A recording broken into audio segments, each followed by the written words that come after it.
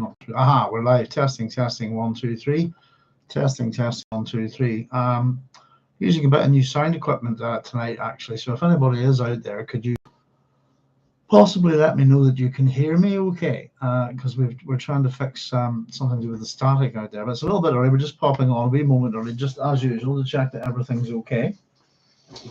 Let me just put that over there. There we go. There's 9 o'clock, folks. So we're just popping on for a wee extra episode tonight to celebrate World Tile Day, which is on the 25th of May, in relation to Douglas Adams and the Hitchhiker's Guide to the Galaxy and a few other things.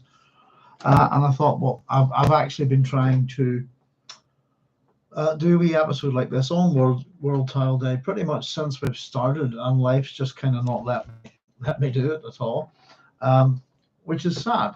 So just to get my qualifications out there, basically, for anyone, here is my tile. I don't know if you can see it there in the light. A bit awkward, isn't it? But there's a 42 on it. And this was my 42nd birthday present from my wife. A tile with the word 42. So I'm a guy who really knows where his tile is. And I think it's a really interesting thing just to celebrate World Tile Day. If anybody is out there, say hello. It's been lashing down here all day. This is just a wee sort of in-between episode while we're going to be doing our book club on Tuesday. So let's have a wee look, actually. And in terms of the Hitchhiker's Guide, as I said, the thing that we've chosen to commemorate Douglas Adams with is, in fact, World Tile Day. Let me just see. Bear with me a wee second. And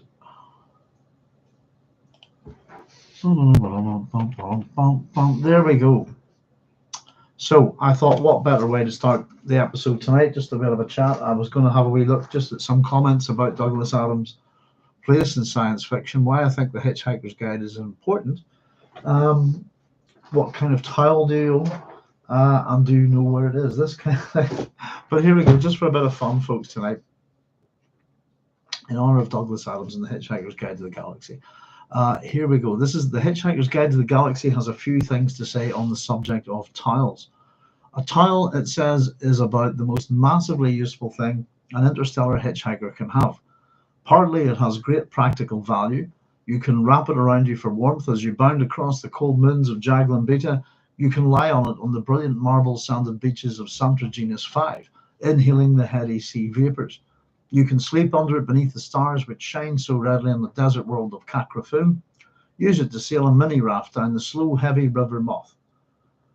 Wet it for use in hand-to-hand combat. Wrap it around your head to ward off noxious fumes or to avoid the gaze of the ravenous bug bladder beast of Trall, a mind-bogglingly stupid animal. It assumes that if you can't see it, it can't see you. Daft as a brush, but very ravenous. You can wave your tile in emergencies as a distress signal, and of course dry yourself off with it if it still seems to be clean enough. More importantly, a tile has immense psychological value. For some reason, if a strag's a non-hitchhiker, discovers that a hitchhiker has his tile with him, he will automatically assume that he is also in possession of a toothbrush, washcloth, soap, tin of biscuits, flask, compass, map, ball of string, gnat spray, wet weather gear, spacesuit, etc., etc. Furthermore, the strag will then happily lend the hitchhiker any of these or a dozen other items that the hitchhiker might have accidentally lost. What the strag will think is that any man that can hitch the length and breadth of the galaxy, rough it, slum it, struggle against terrible odds, win through and still know where his tile is clearly a man to be reckoned with. Hence a phrase that has passed into hitchhiking slang as in, hey you sass that Hoopy Froods prefect, there's a Frood who really knows where his tile is. Sass, no, be aware of, meet, have sex with. Hoopy, really together guy. Frood, really amazingly together guy. There we go. There's the fantastic speech on tiles from the Hitchhiker's Guide to the Galaxy. And I just thought, as I said, I'd pop on a wee bit tonight and have a wee bit of a natter about this, and just for a bit of fun. It's and I suppose the Hitchhiker's Guide to the Galaxy has come along in its different forms over the years. But initially, it started off as a radio radio drama with the BBC, and I like to think of it as one of the three big radio dramas from the BBC at a certain era. the three sort of masterpieces, if you like. One of them is the Hitchhiker's Guide to the Galaxy, and all its various fits, if you want. The other two would be the Lord of the Rings, the Brian Sibley, Lord of the Rings audio drama, which is fantastic. And I suppose that the final one of that three is Old Harry's Game. So I listened to the Hitchhiker's Guide to the Galaxy when I was pretty young. And so it started off as two radio series on BBC Radio 4 between 1978 and 1980. So I would have been about 4 or 5, no, probably about 5 actually, a little bit, 5 or 6 whenever this came out. And remember watching it, listening to it on the radio, reading the book, watching it on the TV, etc., in all its different forms. And it was a big thing when I was young. And the TV series was just a delight to watch, you know. But it absolutely began on the radio, as I said. And I think one of the interesting things about the Hitchhiker's Guide is that it exists in slightly different forms, you know. So in terms of what I've got left, actually, it's one of the sets of books that I've given away the most, actually, to students, young readers and things like that. And so I've actually got, a wee while back, probably about a year ago, I picked up this set of books here, this little box set. So this is actually a set of books that I haven't read. Mine old ones didn't look anything like this. In fact, I think my copy was very much like the first the first edition that you can see if you have a wee look on Wikipedia on the Hitchhiker's Guide to the Galaxy. That's the copy that I had. And initially it would have been a book I read out of the library. But of course we've got the Hitchhiker's Guide to the Galaxy itself, the Restaurant at the End of the Universe, Life, the Universe and Everything, So Long and Thanks for All the Fish. A great title, Mostly Harmless, or the original Douglas Adams trilogy in 5 parts, if you like. There's Christopher Crowley saying, "Hi, Doc." Hi, Christopher. How you doing? Thanks very much for joining me tonight. Just a wee bit of whimsy to talk about Douglas Adams on World Tile Day. I was saying I've got my tile at the ready. And I said it's just something I always wanted to pop on and have a wee chat about. Just specific to focus on. So in terms of books, just what I've got left, I've given away my old Hitchhiker's Guide to the Galaxies on more than one occasion. I think I'll just put that there. It's actually really nice. There you go. We got a nice tile on the wee box there, which is nice. So I'm looking forward to, as much. These are a replacement set of books basically for me, which I'm very much looking forward to rereading when I get the time. It's a sort of set of books I haven't reread in a long time because I read them a lot when I was younger. I have watched the TV series to death. I have the audiobooks basically on a Walkman, and on the computer, and I end up listening to them most nights just to sort of get to sleep. It's one of the 3 sort of things I've listened to. The only one that I've kind of got left on CD is the Hitchhiker, that one there, the Tertiary Phase from the BBC. And I suppose the other thing with Douglas Adams being Douglas Adams Day, World Tile Day in honor of Douglas Adams, is Dirk Gently's Holistic Detective Agency. So I'm missing the rest of these. But that's kind of, apart from that, my tile. And of course, we have a little in the background there. There we go, one of these little 42 trefoils, if you like. Nice wee sticker with Life, the Universe and Everything on it. So there we go. It's an interesting thing, World Tile Day. And I believe, let me just quickly check. Let's have a wee look. See if I can bring it up on Wikipedia. Have a stump about it, doesn't it? I think. Hitchhiker, there it is. I just double check because I think there's a couple of other commemorations. So today it says on Wikipedia, celebrated every year on 25th of May as a tribute to the author Douglas Adams by his fans. On this day, fans openly carry a tile with them, as described in Adams' The Hitchhiker's Guide to the Galaxy. Just read it. demonstrate their appreciation for the books and the author. The commemoration was first held May 25th, 2001, 2 weeks after Adam's death on the 11th of May. And then, of course, on Tile Day, it goes on to give you the little sort of the tile speech, if you like, for want of a better term. Just interesting enough, just to see here in terms of the history. It says the original article that began Tile Day was posted by D. Clyde Williamson, a contributor at System Toolbox, a short-lived system administration website affiliated with Binary Freedom and Open Source Forum. To promote the group's proposed memorial event, System Toolbox site director Chris Campbell created the tileday.org website. The idea was shared by Slashdot and a post that reminded people to bring their tiles on May 25th. Tile Day was an immediate success among fans, and many people sent in pictures of themselves with their tiles. Campbell ran the Tile Day website for several years before transferring it. It is now maintained by an anonymous group of Douglas Adams fans. So there we go. It's got a little bit of public recognition. Let me see. Today is also just Geek Pride Day and the glorious 25th of May. Just to read this is in relation to the 25th of May is quietly celebrated by the survivors of the People's Revolution, which ended in the reign of Lord Winder. This is from Terry Pratchett's Discord. They wear a sprig of lilac and gather at the Small Gods Cemetery to honour the watchmen who fell. Cecil Clapman, Ned Coates, Di Dickens, John Keel, Horace Nancy Ball, Billy Wiglet, and albeit temporarily Red Shoe. In the round world, following Terry Pratchett's diagnosis of Alzheimer's disease, Match It for Pratchett called on fans to wear lilacs on May the 25th in support of Terry.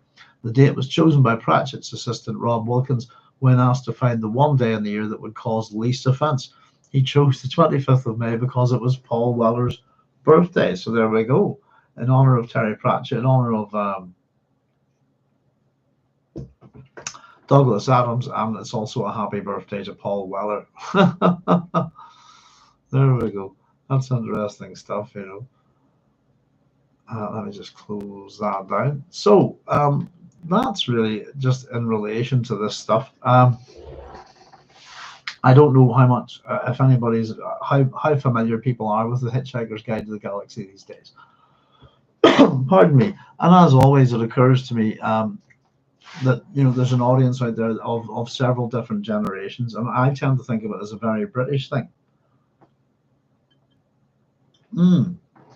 Actually, I forgot to bring up one of the other aspects of it. I suppose we have the books. We've got some of the radio stuff here. Was of course the movie starring, who's it, Martin Freeman, is that his name? I can't remember. And you know, with the book is Terry Pratchett. In fact, bear with me a quick second. I'll just grab that very quickly.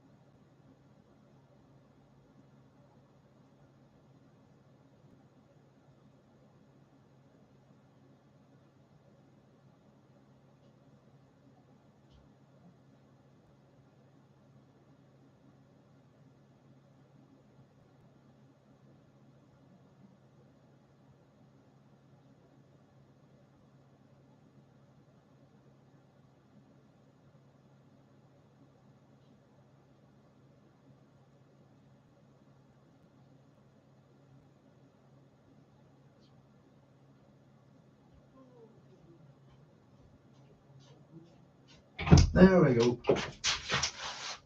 Sorry about that, folks. I thought I'd grab that up. I brought it up with me as well tonight, but there we go. There we go, the film version of it. I'm trying to get goodness the writing. Who's that directed by? Is it Garth Jennings? Writing's that small. Martin Freeman. It is Martin Freeman as Arthur Dent. Yes, there we go. Apologies for that, folks. So, one of the reasons why I just wanted to pop on, I suppose, just to celebrate it, I think it's a great thing to celebrate Douglas Adams' life, is, I suppose, the importance of the Hitchhiker's Guide to the Galaxy in terms of the general sort of perception of science fiction at the time.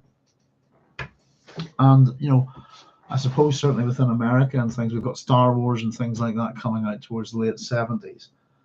And as a piece of science fiction, I mean, it's got its finger on the pulse, very much so. And to me, represents a very satirical look at late 70s, you know, United Kingdom and Britain, and the world as well. Let me just have a wee look.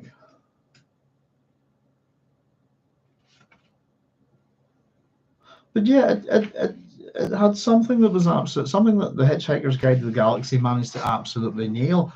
I think it, as I said, it was the finger on the pulse. It's the era of the digital watch. You know, the Walkman's about to turn up, this kind of thing. I think it very much is a wonderful philosophical book that seems to be having a good look at the problems that mankind's experiencing towards the end of the 20th century. And I suppose, as he puts it very succinctly, the planet has, or rather had, a problem, which was this: most of the people living on it were unhappy for pretty much of the time. Many solutions were suggested for this problem, but most of these were largely concerned with the movements of small green pieces of paper, which is odd because on the whole, it wasn't the small green pieces of paper that were unhappy. And apart from perhaps the technology, which is a very specific thing to the Hitchhiker's Guide to the Galaxy, is a thing of a very particular time. Nothing really has much changed, I think. But to me, what it does represent, I suppose, is and probably it's the finest example of it in 20th century science fiction, is a book that's in the real tradition of science fiction, going back to its very, very roots. And I go even further to say that it's a book that's in, how would we put it? I'll go with the Lucianic tradition, if you like, but it's a thing that we can talk about in terms of satire. These days we would call it probably Swiftian. When Swift's Gulliver's Travels came out, it was called Menippean, and of course, you know, and then we thought of Menippean satires. These types of satires is Lucianic. You know, there's a tradition going from Lucian, who's arguably one of the first ever science fiction writers, and it comes from the skills of, I suppose, the rhetorical skills that writers like that have, but in particular the use of satire as a comment on society, political satire. And sometimes it can be biting, this kind of stuff. Sometimes it can be gentle. And with the Hitchhiker's Guide to the Galaxy, what you've got is a very gentle, very absurd satire on life, the universe, and everything, pretty much as it is at the end of the 70s and beginning of the 80s. You know, and it handles, I think, its subject matter in such a great way that shows that science fiction can do this kind of thing. And as much as it is a very daft, very absurd, very, very silly, very, very funny book, it really does have a go at some really interesting scientific quandaries and philosophical problems. You know, probably the most famous of which is, as we all know, is the answer to life, the universe and everything being 42. And so it's an odd thing, the Hitchhiker's Guide to the Galaxy, I think. As much as it's part of a very, very long tradition in science fiction doesn't produce these kind of books very often. when it does satire, it tends to be a little bit more serious about it, a little bit more intellectual, if you see what I mean. And it's not that this book isn't serious or intellectual; it's very frivolous, but it is very intellectual. It's very clever. And as much as you can kind of get to see kind of Douglas Adams' sort of background in terms of writing for the likes of the guys from Monty Python and stuff like that, and the Goodies and so on. It's a very, very sharp, very, very funny book that really gets you to ask questions. And really just consider your life, I think, in many, many ways. Differently. It's also exceptionally quotable book, I think, and it as much as it's the technology that changes around science fiction, the science fiction is always a product of its time, if you like. The Hitchhiker's Guide, I'm sure, will be adapted and updated for a modern audience. It doesn't have to be digital watches. I'd imagine you could swap that out for the mobile phone. There's Julian Thompson saying, "Hey, Doc. Hi, Julian. How are you?" So yeah, if anybody's got any questions or comments, by the way, about Hitchhiker's Guide, I wonder if anybody's not read it, or if you have read it, have you read all 5, or even the 6th book, which I haven't read, by Owen Colfer, isn't it? Do you have a favorite character? What's your favorite quote? And have you ever incorporated much of this book into your life? I mean, the whole lunch is an illusion. As time is an illusion, lunchtime doubly so. As a thing that I've been talking about for years, I would use that a lot in my. Just think about not getting enough time to eat your lunch when you're at work. We do have some wonderful, wonderful ideas from it. I don't know if you can see it up there on my. Oh, just sort of up. Where we go? One of our little kind of zero production props, if you like, up there is a little Babel fish. To help me understand different languages. So yeah, it's an interesting thing. I'm not too sure if I know a bunch of you are from outside of the UK, how familiar everybody is with this, but the fact that it's a World Tile Day would suggest to me that the Hitchhiker's Guide to the Galaxy really has achieved a level of international fame and appreciation. I think. There's all sorts of little things to it, I suppose, that make it interesting. But first and foremost, if we are familiar with it, if we're familiar with the radio series, there's differences between it and the TV series. There's difference between it and the book. And then, of course, the most recent film has got quite a bit of deviation in it. I think Adams was working on it to start with, and then he passed away. And then this was sort of filmed by... if I'm not mistaken, the writing of the film anyway was finished by others. I still enjoyed this version of it, I have to say. There's aspects of it that I thought were pretty good.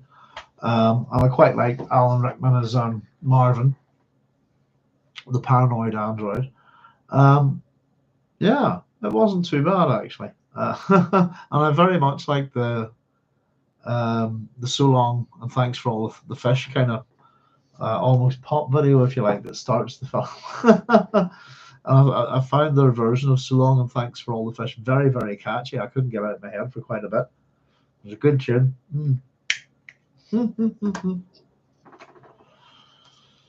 There's Julian saying, I read book once in high school about a decade ago. Memory is fuzzy.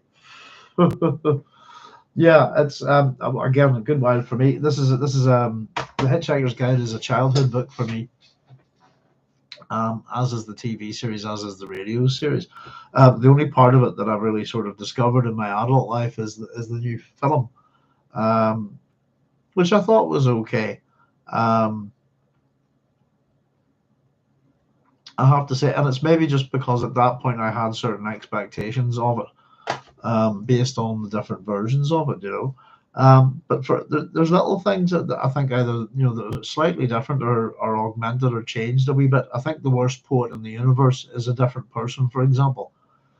And the books and the radio and the TV series, I think it's one. I think they even have a different gender in some. I think one of them, I'm pretty sure, is Paul and Nancy Millstone Jennings, if I'm not mistaken. There. Paul and Nancy Millstone Jennings. How did that? How did, who lived at 37 Wasp Villas. Well, somebody's put the poems of Paul and Nancy Millstone Jennings in up on All Poetry. And just we always like a little bit of poetry here. Just as I'll just read it to you. It says, according to the Hitchhiker's Guide to the Galaxy, Miss Jennings of Greenbridge, Essex, Earth produced the worst poetry in the history of the universe. However, an actual example of her verse can only be seen as a graphic in the 1981 BBC TV version. Someone has transcribed it thus. So here we go. Does it say who did this? Actually, let me just see. It doesn't. Someone's taken the trouble to do this. More about 21, I think. There we go. The dead swans lay in the stagnant pool. They lay, they rotted, they turned around occasionally. Bits of flesh dropped off them from time to time and sank into the pool's mire. They also smelt a great deal. There we go. One of my all-time favorite things, I think, though, the Hitchhiker's Guide to the Galaxy has given us is an appreciation of poetry on a different level that kind of spoke to, I suppose, a lot of people who were had to study that poetry in a certain kind of way in secondary school, you know. Let me see, just this Vogon poetry. Douglas Adams, a poem by Odin. Wondering, have we got someone else by the looks? Yes, on here we go. This is Grunthos the Flatulent, isn't it? Vogon poetry by Douglas Adams. Let's have a way go. This is it. O freddled grunt bugly, thy micturations are to me as plurdled gabble blotchets on a lurgid bee. Grip, I implore thee, my foonting turgledromes, and hooptiously drangle me with crinkly bindle wordles, or I will rend thee in the gobberworts with my blurgle crunching. See if I don't. Bleem, miserable venture, bleem forever, mest English asunder frapped, gashy morphoisty, thy expungiest quipisk, fripping licious wimgunts, a whilst moon grovenly cormzibs, garond withoutitude, form into formless bloid. Why not then, moose? There we go. It just says underneath it, poetry from the great Vogon Jelts of the Hyperspace Planning Commission Council from the Hitchhiker's Guide to the Galaxy by Douglas Adams. There we are. So that's part of the joy of it, I think. There's Matt S. saying, hi everyone. Hi Matt, how are you? Thanks very much for joining us. We're just popping on to do a little bit of just a wee fun thing tonight. Something I've been trying to do for some time is to pop up here on World Tile Day and say hello.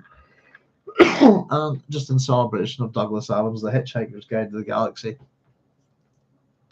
All things that, all things hitchhikers. Yeah, it's been something I've been trying to do for years now, actually. I've just never been able to sort of make myself available, or just something's happened, this kind of thing. Always kind of wanting it to get a little calendar on the sort of yearly YouTube thing, if you like, something that we could pop up and do once a year or so. But goodness, I wish I had better glasses for this. But I'll just in relation to Douglas Adams as well, I'll just give you his. Might take a wee minute to read this, but this is his blurb from the Encyclopedia of Science Fiction. So Douglas Adams, born 1952, middle name Noel. UK scriptwriter and novelist who worked 1978 to 80 as an editor on the Doctor Who TV series. He came to wide notice with the Hitchhiker's Guide to the Galaxy sequence, whose first incarnation was a 2 BBC radio series, the first in 1978 and the second in 1980, totaling 12 parts in all. The last two scripted in collaboration with producer John Lloyd. Both series were assembled as the Hitchhiker's Guide to the Galaxy, the original radio scripts, collectively in 1985 with the editor of Jeffrey Perkins. The scripts are published here, were modified for subsequent radio performances and were also released on the radio incarnations. The second and third full reworkings of the sequence as a TV series and as the first two volumes of a series of novels seem to have been put together more or less simultaneously. And although there are some differences between the two, it would be difficult to assign priority to any one version of the long and episodic plot. In novel form, the sequence comprises, pardon me, so here we go. Hitchhiker's Guide to the Galaxy from 1979, Restaurant at the End of the Universe 1980, Life, the Universe, and Everything from 1982, So Long and Thanks for All the Fish 1984. That's at this point where this book was. This is the second. Which one have I got here? The second edition.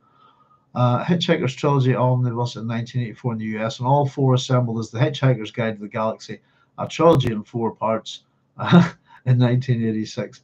The Hitchhiker's Quartet 1986, revised with Young Zaphod Plays It Safe added. Versus the more than complete Hitchhiker's Guide, 5 stories in 1987 in the US. One basic premise frames the various episodes contained in the differing versions of the sequence, though volumes 3 and 4 of the novel sequence carry on into new territory. A human-shaped alien on contact to revise the eponymous guide has, under the name Ford Prefect, spent some time on Earth where he befriends the protagonist of the series, Arthur Dent.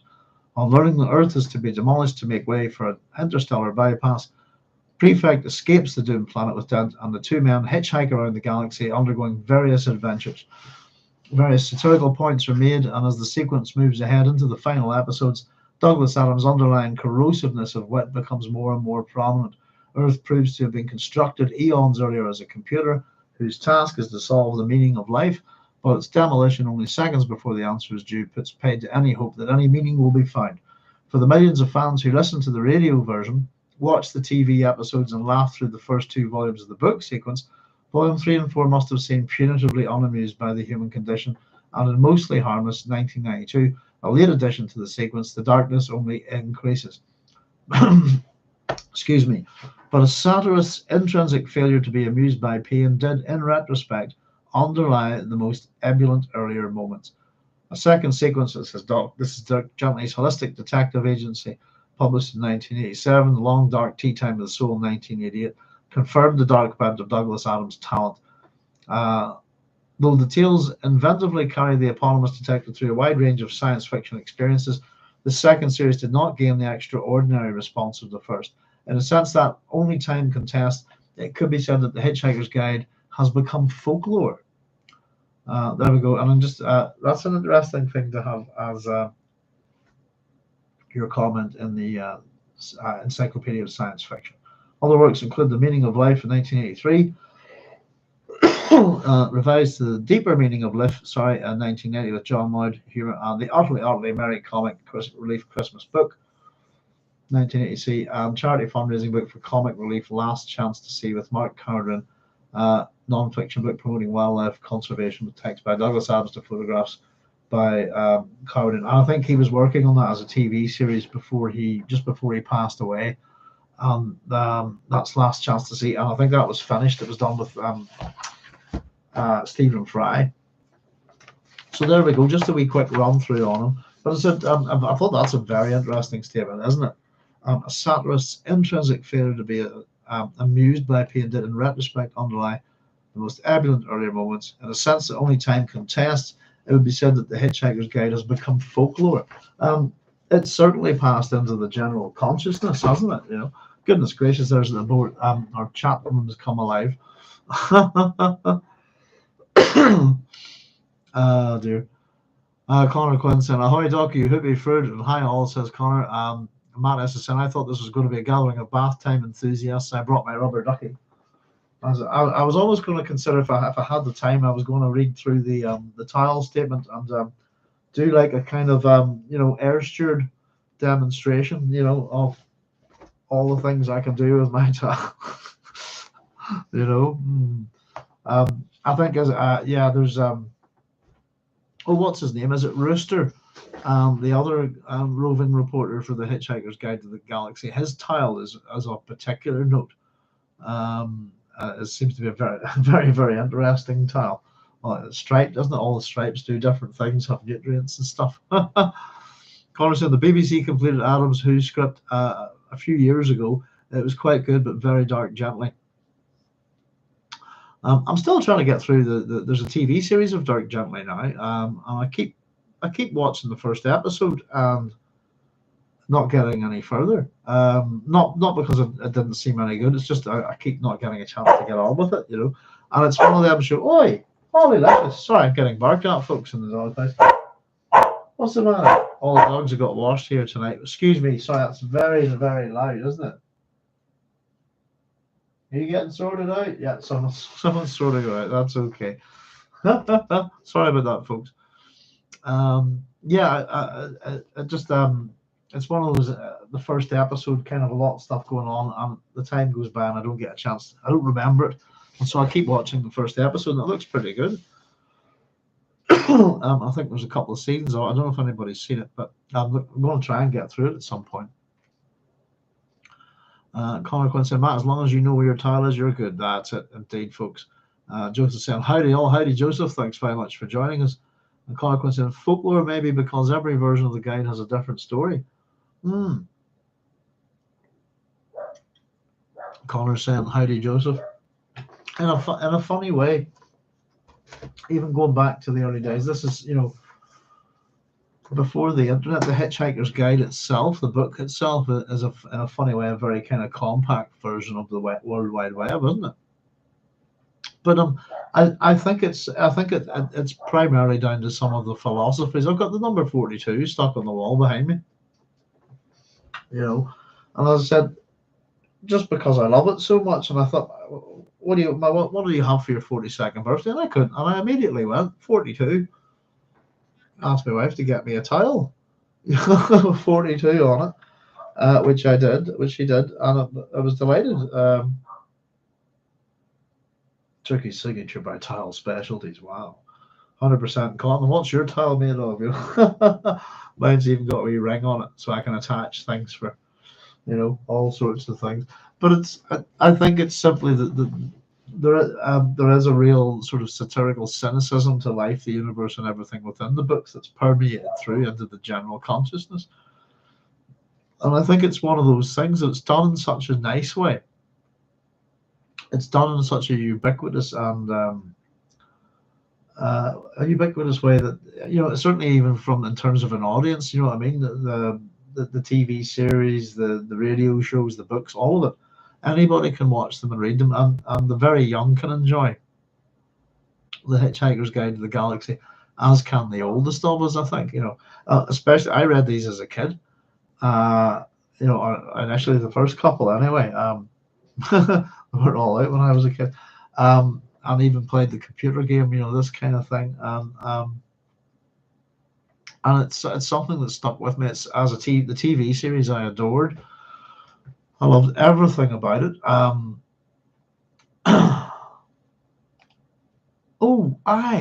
what was it even? It took me years to figure out this, but what's it called? Bear with me a wee second. I'll just look this up. There is some things that set. I don't know, something about the TV series from the minute it starts that kind of gives me goosebumps. Let me see. Bear with me a wee second. There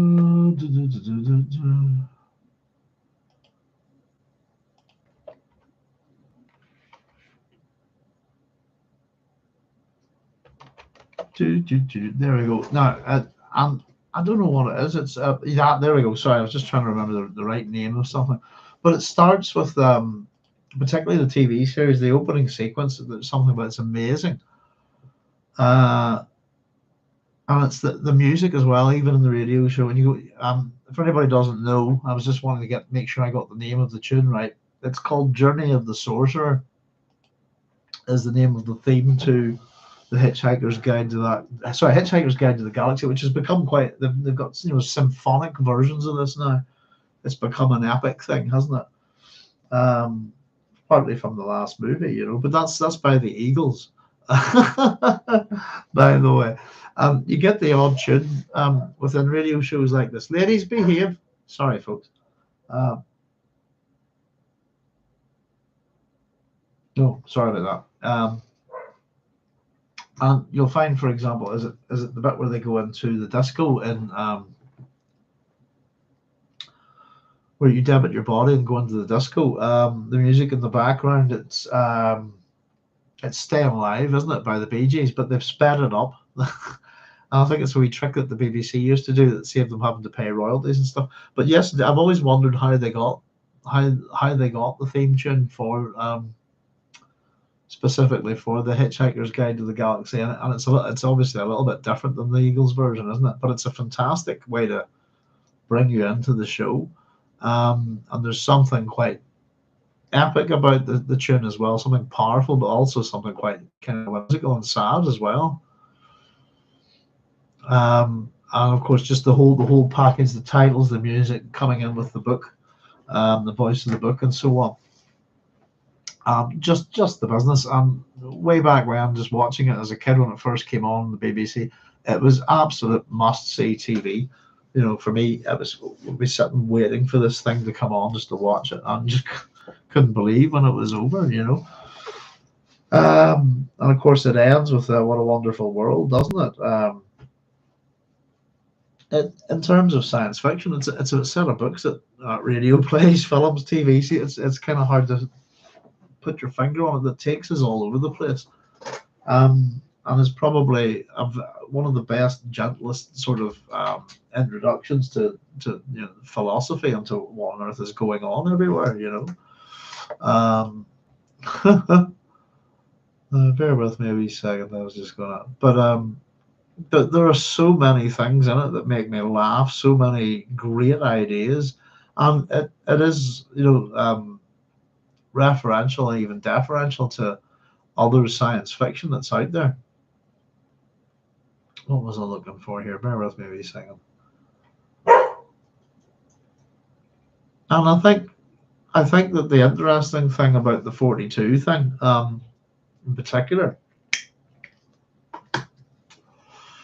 is that I think in some ways we're all sort of looking for an answer to life, the universe, and everything, and there's a lot of things that present answers to those questions, but to have 42 put down and sort of the fact that it didn't make sense, I think gave everybody something, a thing to hang on to in relation to it not making sense, and that 42 made as much sense as anything.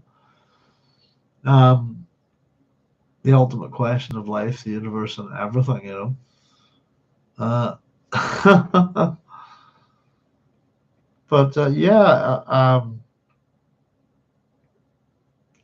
and the restaurant at the end of the universe, just hear the preface.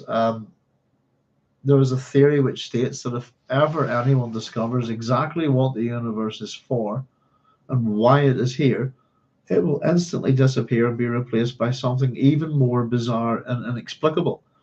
There is another theory which states that this has already happened. And I do like the fact that the book continues there with the story so far. Is in the beginning the universe was created, and this has made a lot of people very angry and been widely regarded as a bad move. There's nothing you can't fish out of this book that will make you laugh, and that isn't still relevant today. I think that the only thing that's probably least relevant, I think, about it is the digital watches. I have a ridiculously bad time with watches. I always have. I'm extremely, I don't want to say unlucky, but that's the word for it, Let me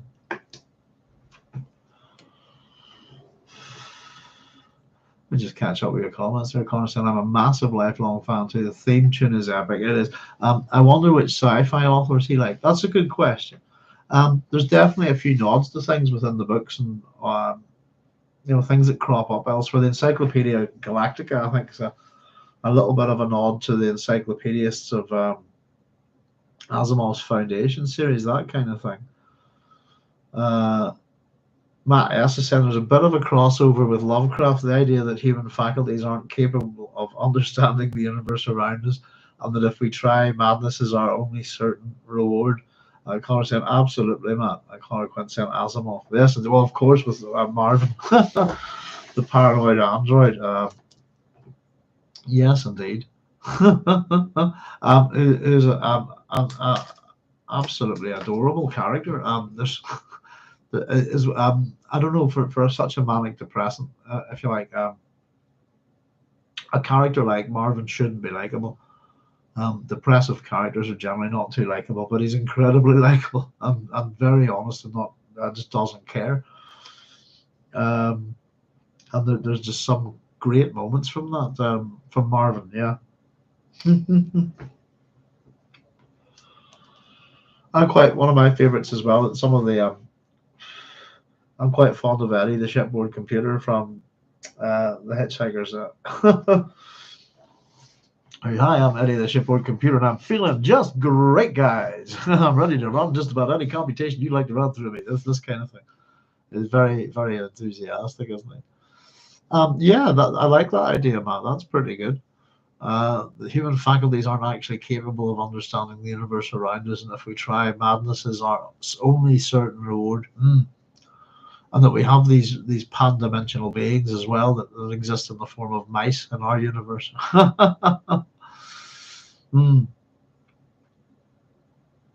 Yes, indeed. And it's the thing is, of course, it gets it all wrong in the end, doesn't it? The whole 42 thing is it 7 by 9? I think in the radio series. I can't remember what's at the end of the TV series. Let me just have a wee look.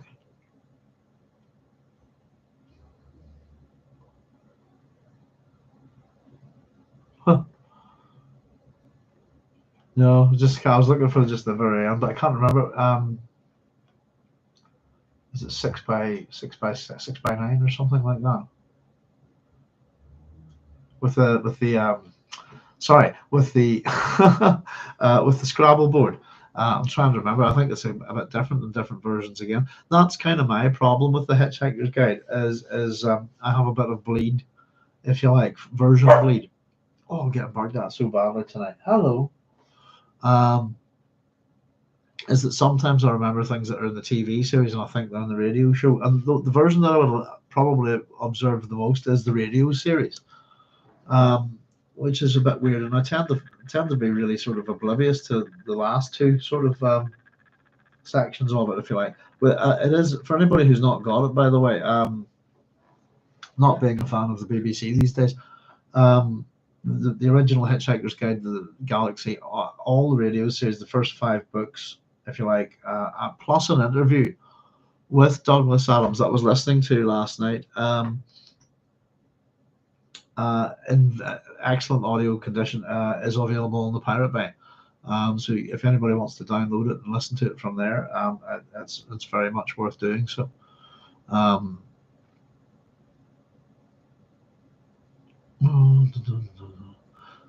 Well, Connor said, I read a short story called Tumathak of the Corridors by Charles R. Tanner, where the invaders' story was very similar to crickets. Cricket.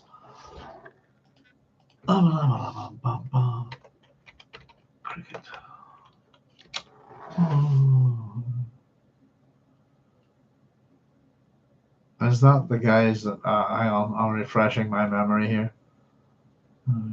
Space point. Universe and everything.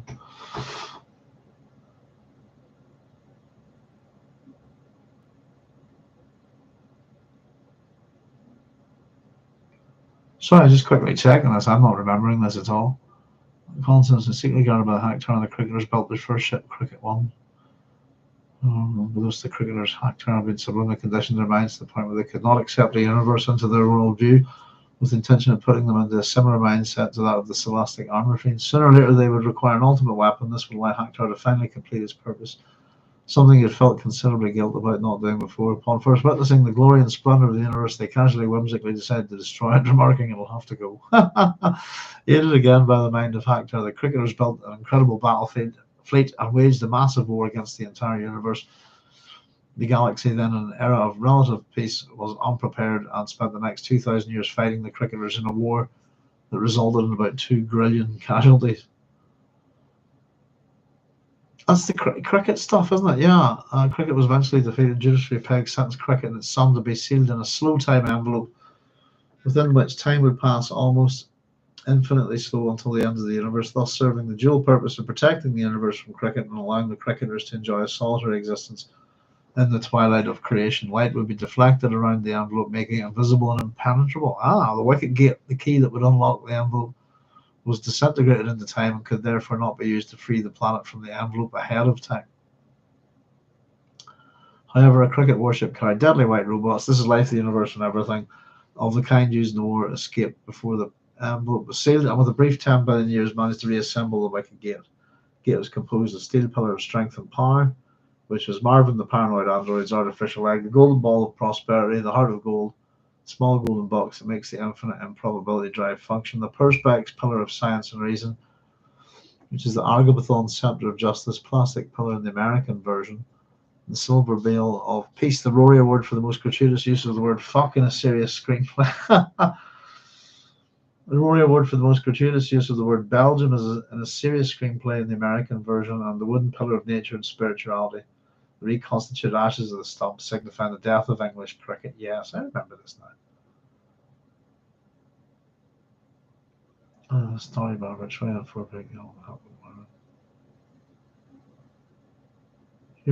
Yeah. Sorry, old brain trying to get it working. Slow time envelope. It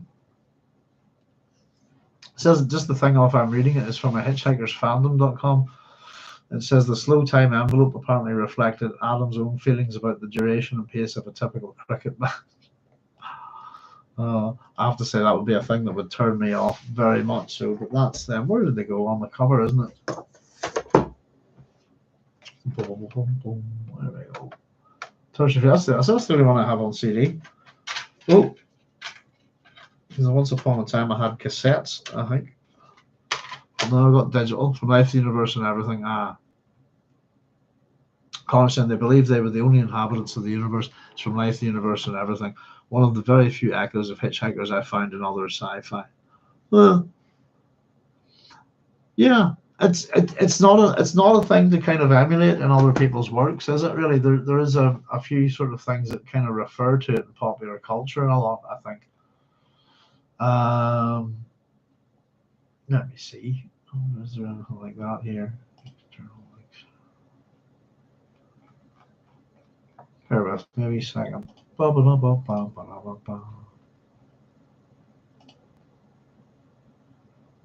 Future predictions. Hitchhiker. So I just happen to be nosy at the page here on Wikipedia from the Hitchhiker's Guide.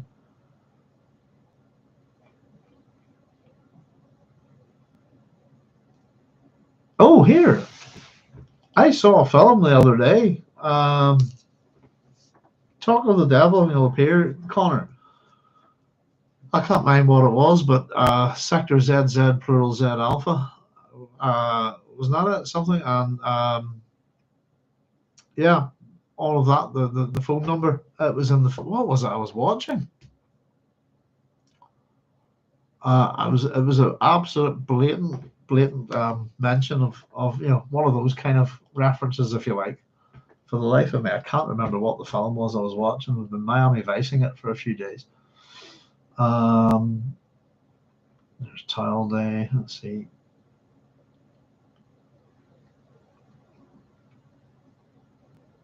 Oh, here's the thing. Here's the thing on the Wikipedia. It says the number in the works.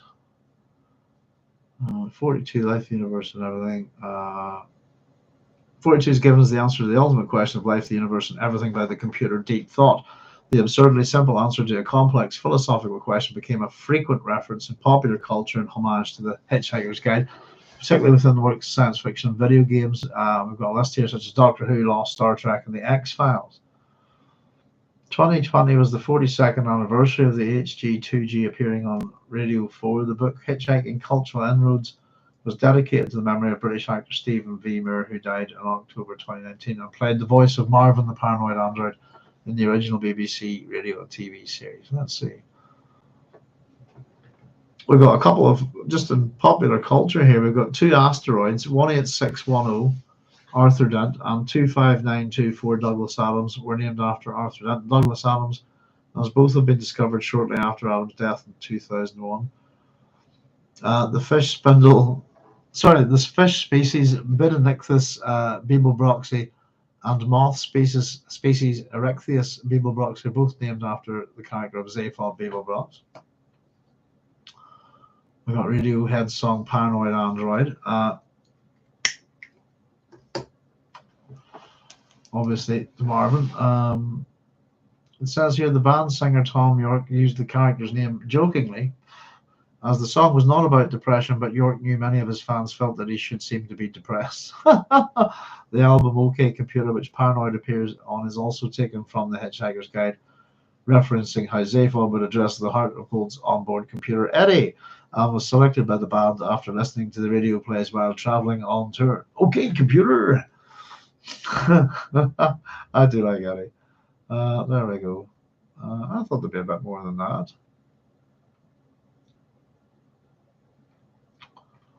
Let's just have a look. Yeah, I suppose the Hitchhiker. I suppose the whole deep thought thing is very much. I'd say in reference to a whole bunch of science fiction stories. I'm trying to think what the ones that we would call the Shaggy God stories. Things like The Last Question, The 9 Billion Names of God. There's loads of them. I read tons of them as a kid.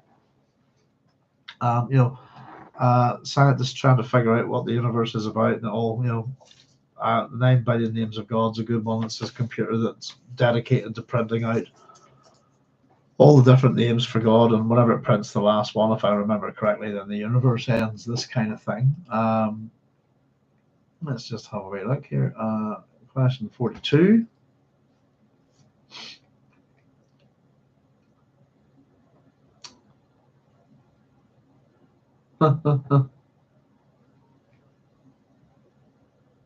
Yeah, 6x9, isn't it? And the radio series, the television series, and the novel. He attempts to discover, extracting from his brainwave passes as abusively suggested by Ford Prefect when a Scrabble playing caveman spells out 42. Arthur pulls randomly letters from a bag, but only gets the sentence, what do you get if you multiply 6x9? 6x9, 42. That's it. That's all there is. I always thought something was fundamentally wrong with the universe. This final line appears in some but not all editions of the work. There you go. 6 times 9 is 50. Pardon me, 54. The answer is deliberately wrong for the question because the question was miscomputed. The program on the Earth computer should have run correctly, but the unexpected arrival of the Golgafrinchans on prehistoric Earth caused input errors into the system, computing the wrong question because of the garbage in, garbage out rule. Therefore, the question in Arthur's subconscious was invalid all along.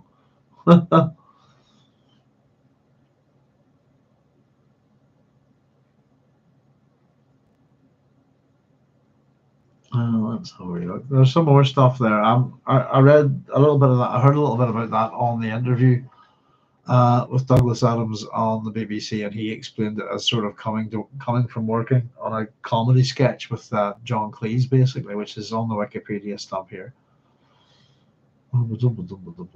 Let's see.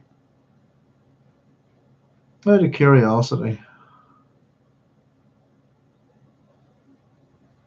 where does the number 42 come from? Pretty sure one day Adams explained that he was on his way to work one morning whilst writing the scene and was thinking about what the actual answer should be. He eventually decided that it should be something that made no sense whatsoever, a number with a mundane one at that, and that is how he arrived at the number 42, completely at random. It says Stephen Fry claims that Adam told him why 42. The reason is fascinating and extraordinary when you think about it, completely obvious.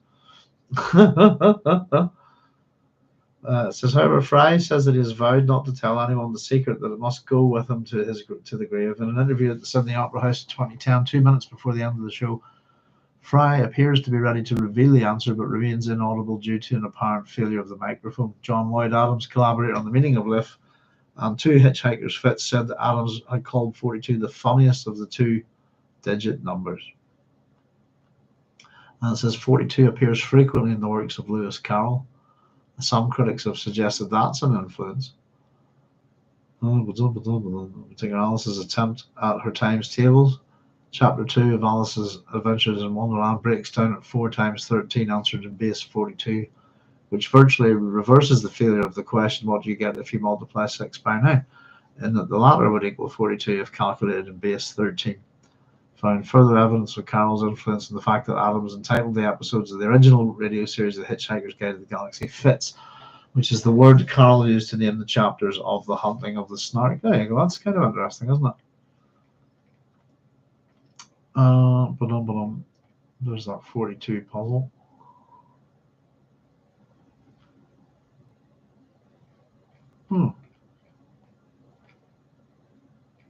Yeah, there's quite a bit of cultural references to 42 and other things. I suppose looking for them in the Hitchhiker's Guide itself, I don't think there's going to be too many, but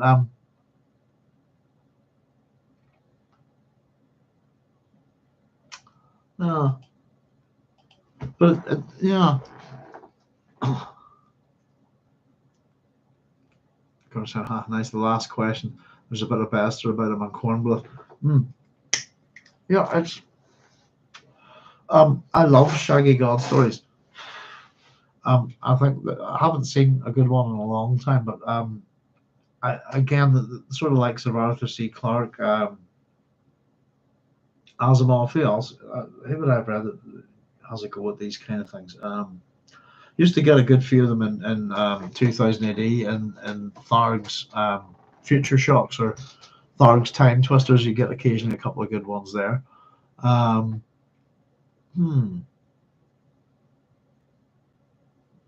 who was I thinking of? I don't know. Maybe Roger Zelazny. I was thinking of did a couple of stuff like that. I might have read. But yeah, Shaggy God stories.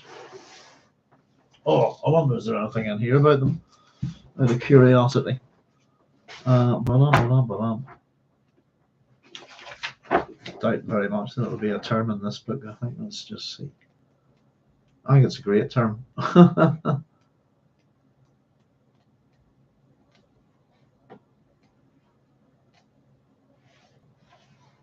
Kind of written one myself a long time ago, but it would need.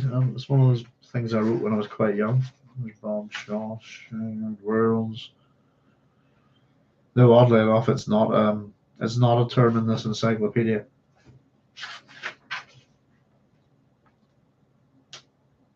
Which is a pity. There you go. That'll make a good topic for a book, wouldn't it? A wee study of the Shaggy God story.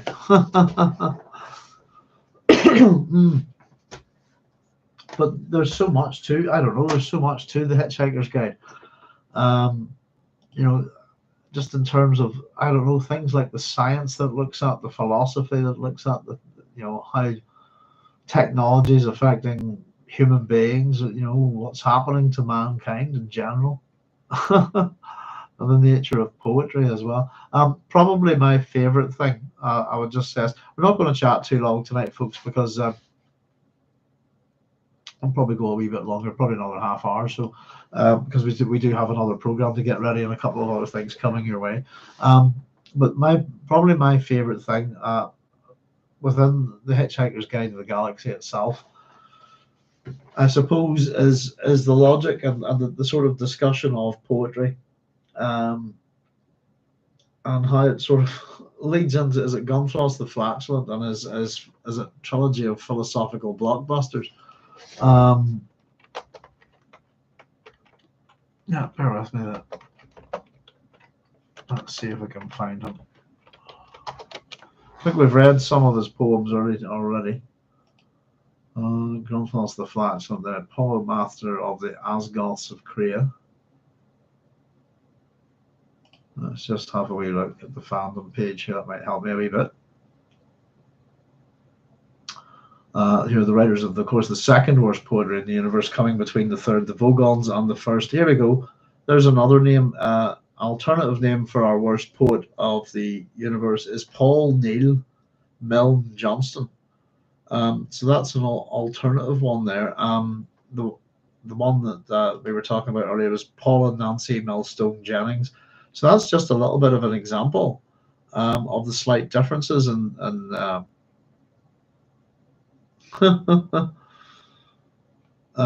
and the slight differences in the shows, if you like. There's not too much on them here. Let me have a wee look. My favorite bath time gurgles. Oh, here we've got another one of his poems here. Relax. This is my favorite bath time gurgles, a 12-volume epic poem by Grunthos the Flatulent, whose life ended when his major intestine, in a desperate bid to save all life, jumped up his neck and throttled his brain just as he was about to give a reading of his poem. So here's the bit, I suppose, up to where he gets killed. Here's the excerpt from my favorite bath time gurgles by Grunthos the Flatulent. Relax mind, relax body, relax bowels, relax. Do not fall over. You're a cloud. You're raining. Do not rain while train is standing at a station. Move with the wind. Apologize where necessary. Very good. But yeah, it's the that's not quite the bit I was looking for, actually, I suppose. Let me see.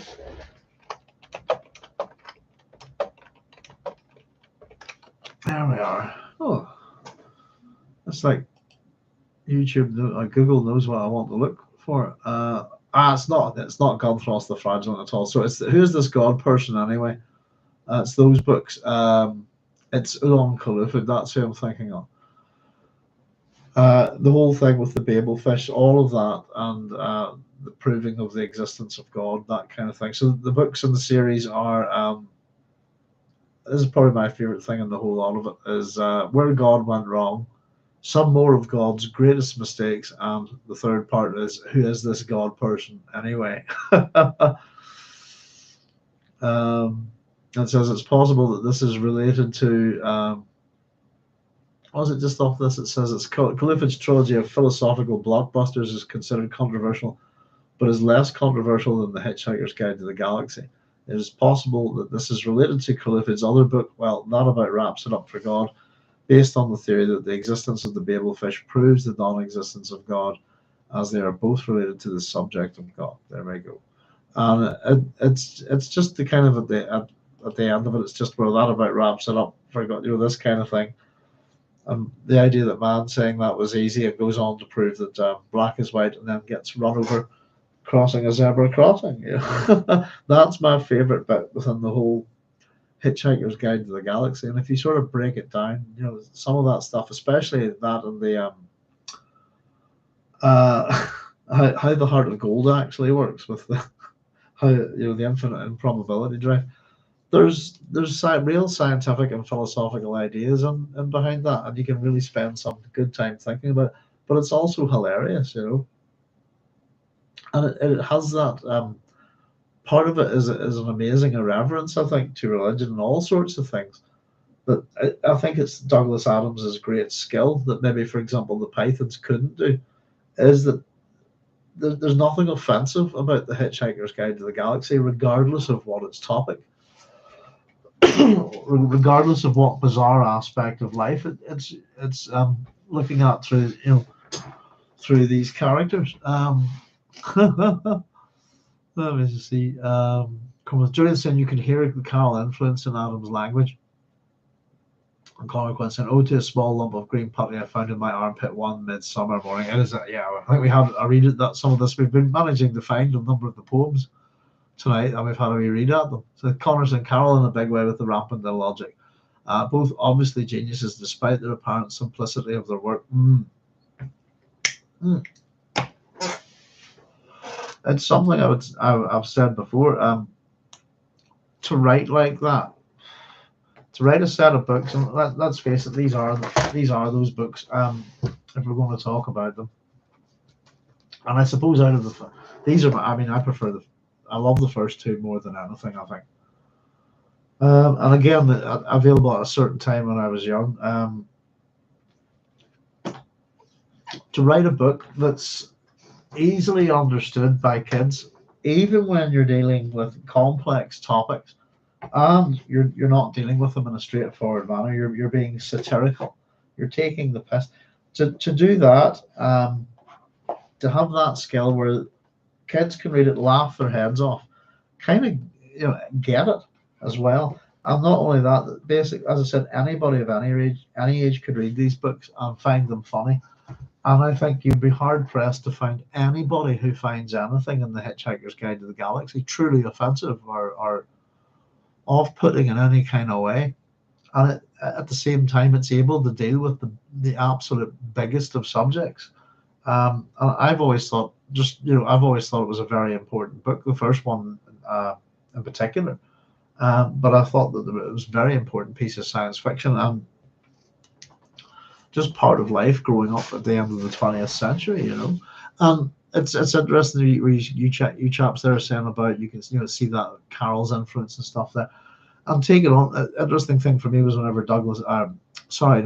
whenever Terry Pratchett turned up and I read the first Discworld novel. Was it The Color of Magic? And I remember at the time reading it, and I don't know when did The Color of Magic come out? Pardon me.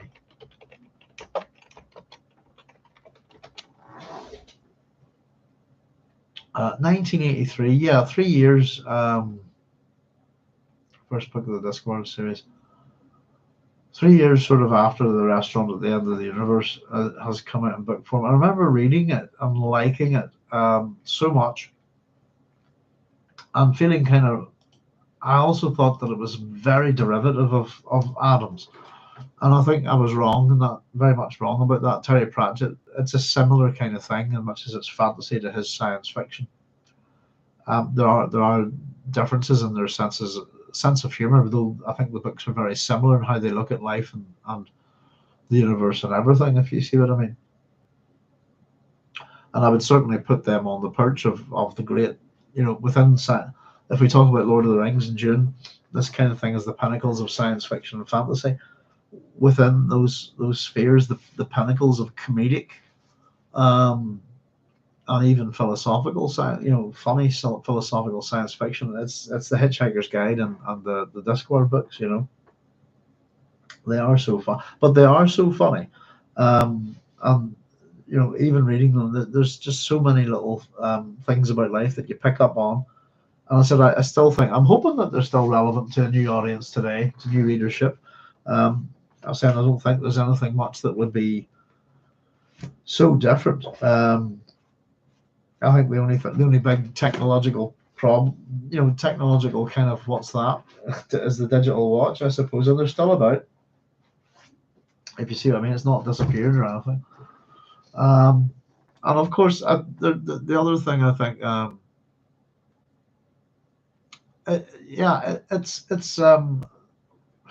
it's so difficult to write a book like that. I think it's the hardest task to do, is to get that mastery of simplicity and economy of your language. It takes real effort and it takes real skill. I think it's a very difficult thing to do. I think a lot of people have a go at it and think it's easy, and it's not. And you can get books that are written for kids that kids will enjoy, but again, off-putting to an adult, vice versa, this kind of thing. But it is, I think it's a ubiquitous little set of books. And of course, as much as the things that Douglas Adams has given us, great advice comes from, the book itself, written in large friendly letters. And it's a great piece of advice for life, isn't it? Don't panic. I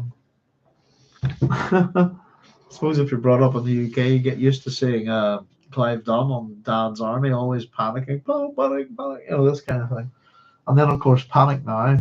But don't panic. It's I don't know. There's something not just to do with tiles, but there's something warm and friendly about the Hitchhiker's Guide to the Galaxy. It's a book that's kind to its reader, that its reader will enjoy again and again and again, I think.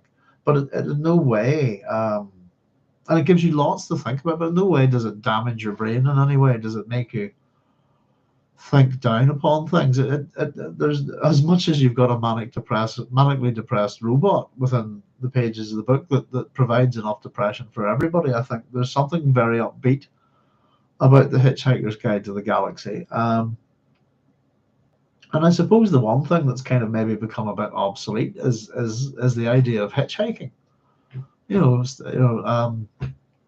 Which was, I suppose, a big thing back in the in the 60s and 70s and so on, and into the early 80s. People started to view it as being a bit dangerous, didn't they?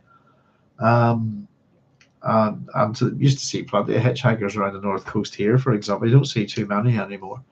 I don't know if how safe, or how common hitchhiking is in this day and age.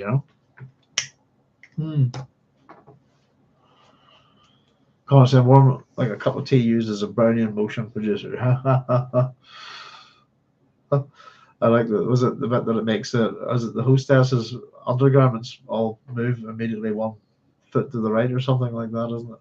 There's some bizarre ideas within it. And I like that the guys that invent it don't get invited to those sort of parties anyway. There's just something so funny in almost every little situation. But probably the other one, I think, I don't know again if I'm quoting it exactly. And this is the other thing about the Hitchhiker's Guide, is it's so eminently quotable, and it's just the question that becomes, which bit of it am I quoting from?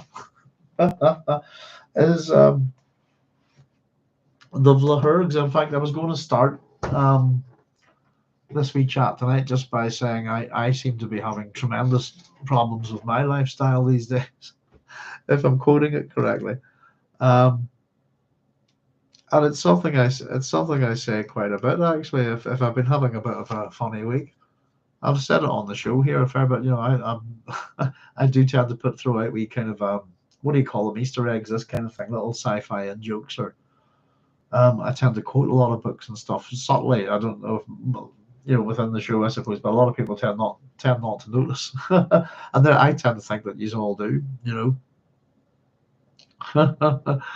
Connor Quinn says find out probability. Bojack Harkness saying hi all. Hi Bojack, happy World Tile Day to you. Connor's saying ahoy Bojack. How you doing, sir? Hope you're keeping well.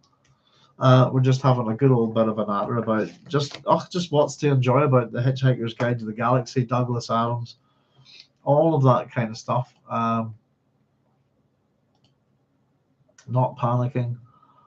I've just got a wee sort of Wikipedia stub open here at the minute, just in relation to Douglas Adams' Don't Panic.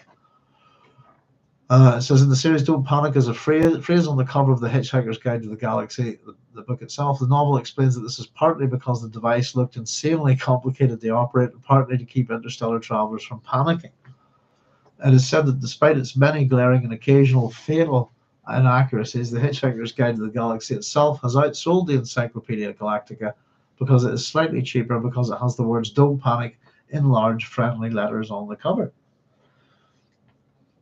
And it just says underneath that, pardon me, I think that carries on to the reader as well. Don't panic when you buy this book, it'll be okay. Arthur C. Clarke said that Douglas Adams' use of "don't panic" was perhaps the best advice that could be given to humanity. There you go. Share and enjoy. Yes, indeed.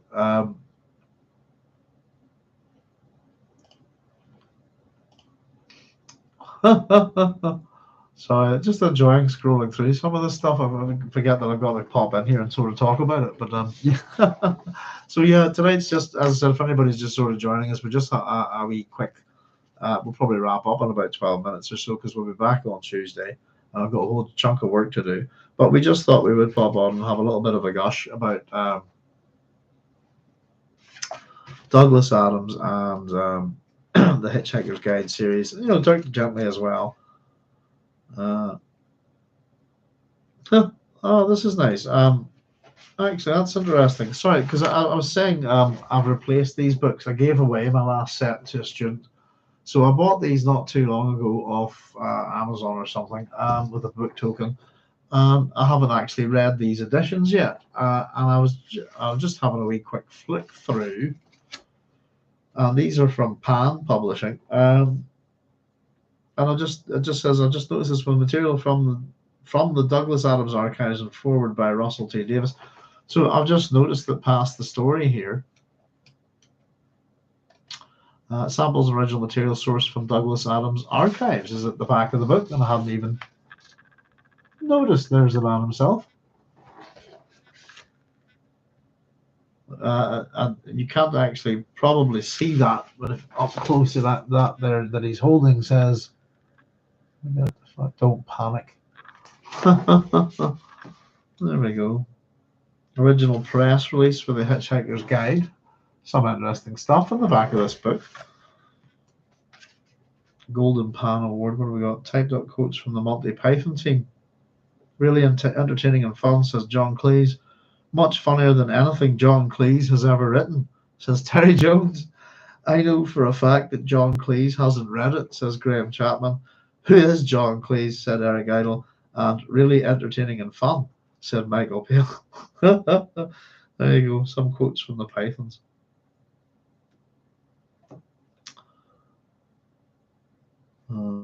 Just see, just various Wheel Ahoy. This is a press cutting here. It just says some very silly people from the Hitchhiker's Guide to the Galaxy threw a 25-foot inflatable wheel from Tower Bridge this week. They didn't seem to know why they did it, and the police were very, very cross. There's an article from a different time. There's publicity clippings for the Hitchhiker's Guide. Signing at Forbidden Planet.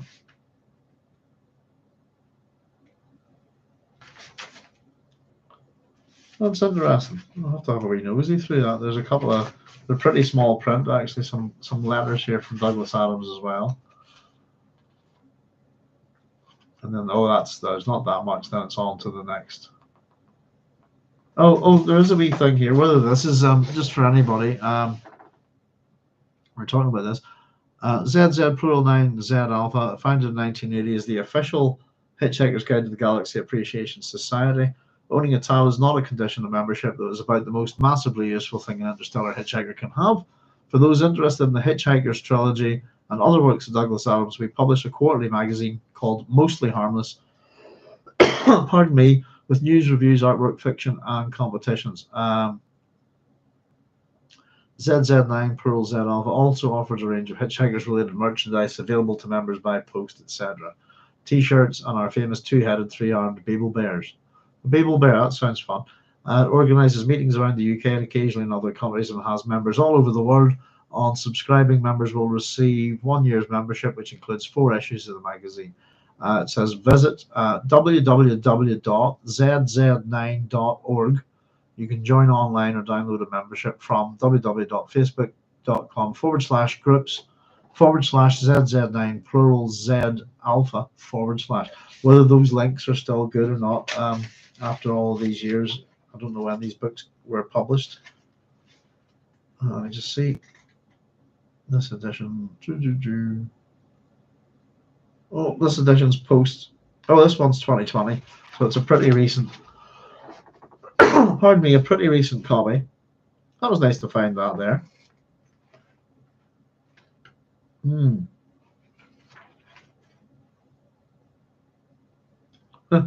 ZZ plural. I've just opened the book at the ZZ plural Z alphabet. Has the big Z finally flipped?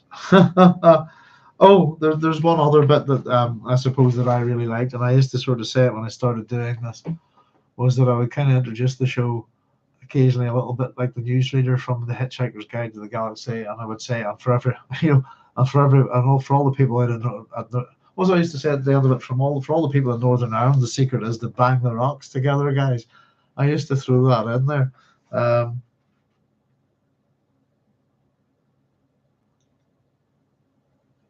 But just here it is. Actually, I just thought I'd read it. So more gunk music, but this time it was a background to a news announcement. The news was always heavily edited to fit the rhythms of the music. A news report is brought to you here on the Sub-Ether Wave Band, broadcasting all around the galaxy, around the clock, squawked a voice. And we'll be saying a big hello to all intelligent life forms everywhere. And to everyone else out there, the secret is to bang the rocks together, guys. And of course, the big news story tonight is the sensational theft of the new Improbability Drive prototype ship by none other than Galactic President Zaphod Beeblebrox. And the questions everyone's asking is, has the big Z finally flipped? Babel, the man who invented the pan-galactic gargle blaster, ex-confidence trickster, once described by Eccentrica Columbus as the best bang since the big one, and recently voted the worst-dressed sentient being in the known universe for the 7th time. Has he got an answer this time? We asked his private brain case specialist, Gag Hellfront. There you go. Pardon me, excuse me.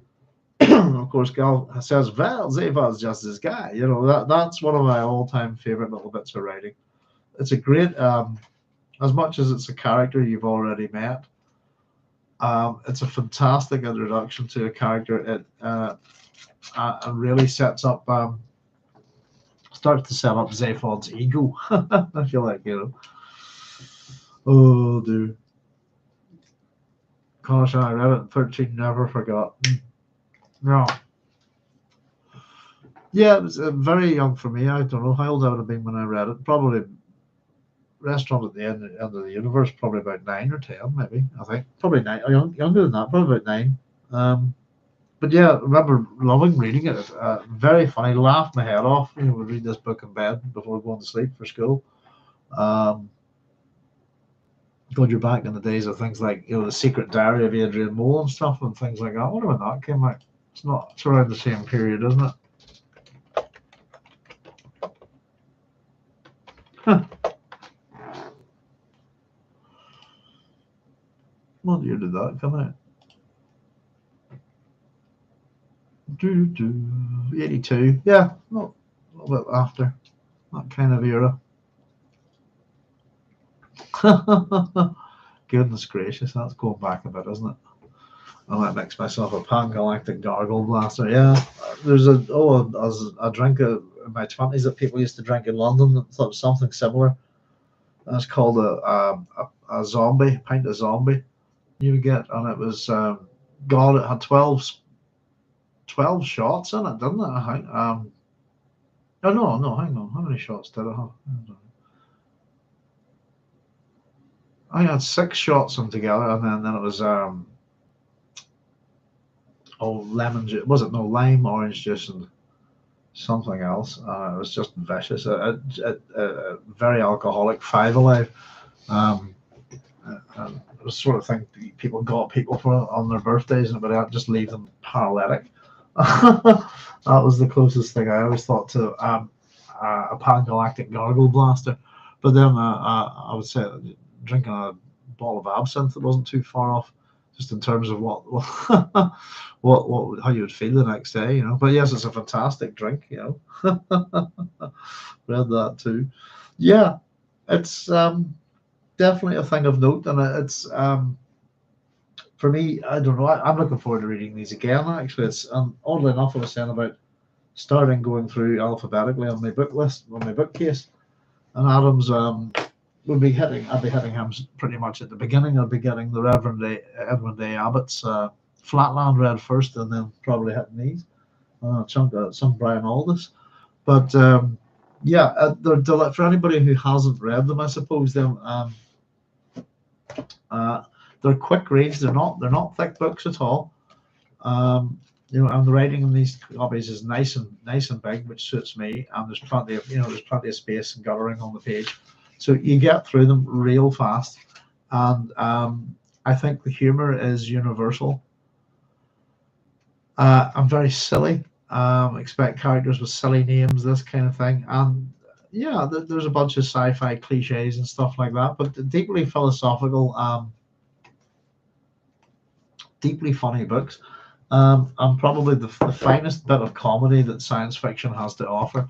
I think without the Hitchhiker's Guide, you wouldn't have things like Red Dwarf, you know, these kind of shows. And again, that's Red Dwarf. So there's books of Red Dwarf. There's the TV series, and I think there's some radio stuff as well. But there's definitely some variations in the story with some novels. Better Than Life. I've read a few of the Red Dwarf books, you know. But this kind of satire, it's hard to come by. You know, in fact, I suppose that the people who are giving each of these books has, I suppose, a different astonishing comic writer, says Neil Gaiman. Fizzing with ideas, brilliant. Charlie Brooker, fiercely beautifully silly Russell T Davies, dazzlingly inventive Caitlin Moran, sheer delight, says the Times. Looks like all of these have wee bits of extra material from the Douglas Adams archives. That's the wee set that I have there. They have forwards. This set has forwards. That one, first one has by Russell T Davies, second one by Neil Gaiman, third one by Simon Brett, fourth one by Terry Jones, and the fifth one by Dirk Maggs. So there's some little additions to the books that's nice that I haven't seen. Must have a wee nosy through them. So I bought this to replace a set. If you haven't read these books, they get our highest recommendation, and I'm pretty certain. I don't know if anybody would agree with me on this one, but the humor is still relevant. It's still gettable. There shouldn't be any huge temporal or cultural disassociation between where we're at now in society and what we've got going on with the Hitchhiker's Guide to the Galaxy and back in the 70s and 80s and so on. And as I said, for anybody who's probably seen New Generation, might have caught the movie, and I kind of enjoyed it. And again, I was a bit disappointed about some of the changes in it, but I really did enjoy it for what it was. And again, I don't think it's a thing that kind of really suits a movie format, if you like. Much better as a TV series. But Alan Rickman as Marvin, I thought was quite good. But I'm still, again, the original Marvin is the one for me. He's just, oh God, I was so depressed, But yes, so if anybody's not read them or not familiar with them, the joke is, of course, that it's a trilogy in 5 parts. I got this for under 20 quid, I'm pretty sure, very recently. They're a cheap read, they're an easy read, and they're highly rereadable, I think. And then if you enjoy that, of course, I didn't fish down the TV series at all, did I? Hang on a wee second, very quickly. That's why I ran down earlier to get the movie. We talked about the different versions of it, and we haven't got out. Let's see. I'll give you a wee caveat with this. This is the original BBC TV series. Get back over here. There we go. Sorry about that. There we are, which I adore. I used to just put this on the background and watch it, when I'm doing essays and also marking essays, all sorts of things. And there's a lot of extra features on it. There's a very groovy Mark Wingavia Zaphod Babel box. There's lots on this. The only thing I would say is if you are buying a copy of the TV series, and I'm sure you can watch it on streaming service, is just be careful. Because the one that I have this one here, this is the one I have, is the sound isn't good. It's in mono. So it's okay, it's watchable, but on my TVs, all TVs and computers, we have to, if I'm playing off this disc, I have to turn it up. But there is another version of this that's been brought out since with the sound remastered on it, which I would recommend.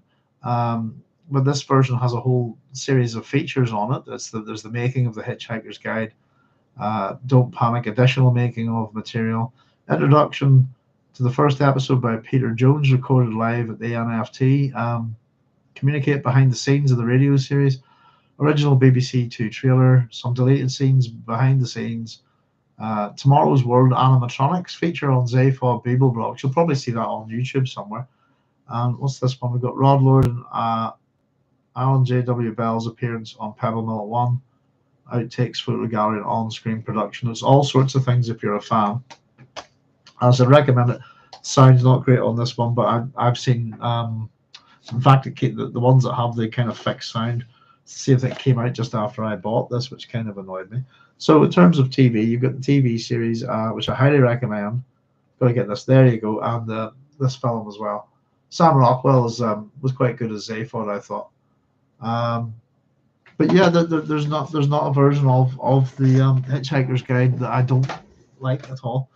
Would happily so rewatchable, so re-listenable, so rereadable. Take your pick. They're all slightly different, but pretty much the same. That's a good one. That reminds me on slightly different, but pretty much the same. What's the phrase? Is it not entirely unlike? There's another thing. Where are we? Let me see. Chapter 17 of the novel, The Hitchhiker's Guide to the Galaxy, Arthur Dent tries to get a new dramatic drinks dispenser to produce a cup of tea. Instead, it invariably produces a concoction which most people find unpleasant, that is, almost, but not quite, entirely unlike tea. It just says below, one of the primary goals of the player as Arthur Dent in the video game The Hitchhiker's Guide to the Galaxy is to thwart the machine and find some decent tea, a mission that the player is constantly reminded of by the inventory item no tea. According to the jargon file, the briefer, not entirely unlike, has entered hacker jargon. There you go. Share and enjoy. Yes, indeed. Yeah, so eminently quotable. But if anybody hasn't read it, you want a really good belly laugh at the absurdity of all of this stuff. Absolutely check it out. I said there's some old computer games and stuff about. It might make you also start to appreciate a good tile. There we go. I don't know. It's very hard to see the 42 on this just with the light. But it is there somewhere. But yeah, it was a nice 42nd birthday present. And that's how much of an impact these books have had on me in my life, just on my sense of humor, the way I look at things. And there's not a day goes by really where something to do with the Hitchhiker's Guide to the Galaxy doesn't pop into my head. It makes me think about it, makes me chuckle. It's just something I've observed in human nature, or to do with technology, and how it's not doing what we want. This kind of thing. Connor said, "I'm going to change my name to Slarty Bart Fast." Yes, indeed. I love Slarty Bart Fast. It's such a good show. Well, listen, folks, I've run over a wee bit extra. It was just a wee pop on tonight to say to celebrate World Tile Day, and to demonstrate that I really am a person who knows where his tile is. So yeah, it's something we want to do for a wee while. I'm very pleased to get on tonight and just talk about it. We're hoping to do a lot more with the Sci-Fi Station, as along with our June book clubs at the minute. So we just thought there's an opportunity. It's May the 25th. It's Douglas Adams's. I think it's a testimony, isn't it, to the man that we have such a thing as World Tile Day, even if it's created out of a bit of a joke. It's a real honour to him and his work, I think. And as I said, I think the real testimony to the Hitchhiker's Guide and associated books and works, etc., is ubiquitous nature, that it's got a universal humour to it. And I think we can enjoy these books from about 7 or 8 years on. Up to about in your 90s, you'd find anybody would find these books funny, and nothing particularly offensive about them, I think. Even with the great existential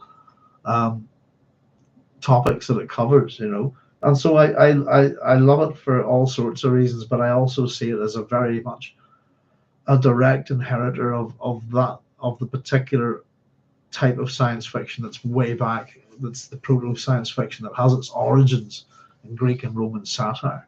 Douglas Adams was its inheritor, I think, and he's given us a work that I think, even technologically speaking, within the modern of the sci-fi novel, I think it will keep selling, it will keep going, it will keep pervading the public consciousness.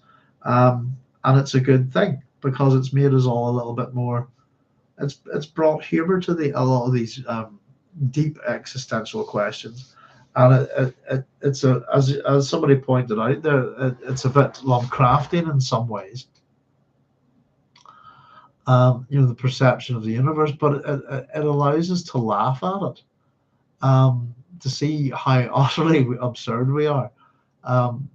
within the general scheme of things. It was Matt S. saying it's a bit of a crossover with Lovecraft, the idea that human faculties aren't actually capable of understanding the universe around us, and that if we try, madness is our only certain reward. I'm thinking, poor old Arthur Dent. I think, as long as he can get a cup of tea, he can handle all that madness, I think. And that's an interesting way of looking at it. Maybe that's Douglas Adams' ultimate gift to mankind, is to present us with a very insane kind of look at the universe and tell us not all that we shouldn't panic. Don't panic. It's something we can handle. Of course, we can always panic later. And for that reason, I suppose it's also very much in that kind of tradition of satire that you get with things like Voltaire's Candide.